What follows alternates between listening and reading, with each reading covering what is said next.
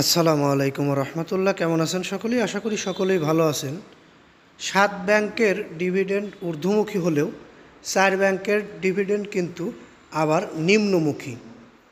আমরা আপনাদেরকে 7 ব্যাংকের ঊর্ধ্বগতি ডিভিডেন্ডের ব্যাংকগুলোর নামও জানিয়ে দেব।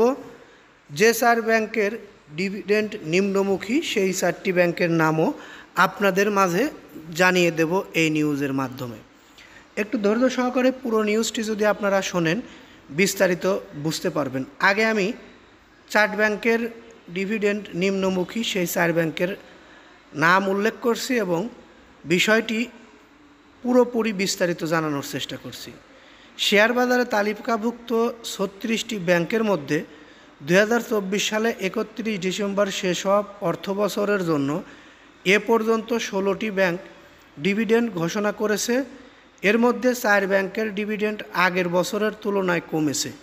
সূত্রটি আমরা পেয়েছি, সংশ্লিষ্ট সূত্রে এ তথ্য পাওয়া গেছে।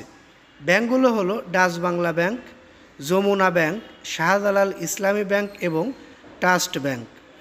এই ব্যাংকগুলোর গত বছরের তুলনায় এই বছরের ডিভিডেন্ড নিম্নমুখী অর্থাৎ নিচে নেমেছে।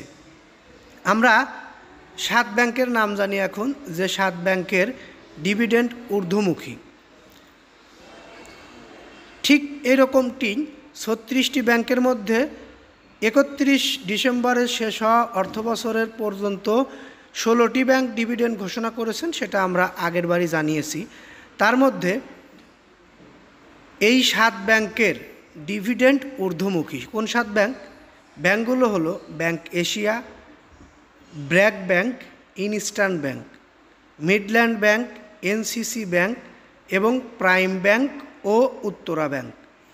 এই 7 ব্যাংকের ডিভিডেন্ড ঊর্ধ্বমুখী। আমরা আপনাদেরকে ব্যাংকগুলোর নাম সহ উল্লেখ করে জানিয়ে দিলাম।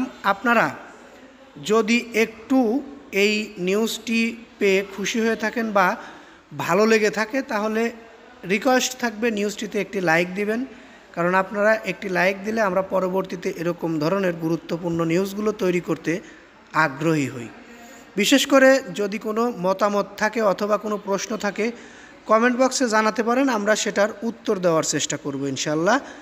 পরবর্তীতে আমাদের থেকে এরকম ধরনের গুরুত্বপূর্ণ নিউজ পেতে হলে অবশ্যই আপনারা আমাদের এই চ্যানেলটি সাবস্ক্রাইব করে বেল বাটন অন করে রাখতে পারেন।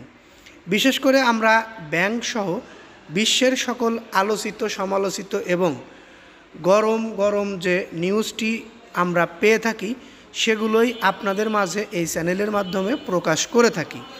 ধৈর্য সহকারে এতক্ষণ নিউজটি জানার জন্য, শোনার জন্য আন্তরিক ধন্যবাদ জানিয়ে এখান থেকে বিদায় নিচ্ছি। আসসালামু আলাইকুম।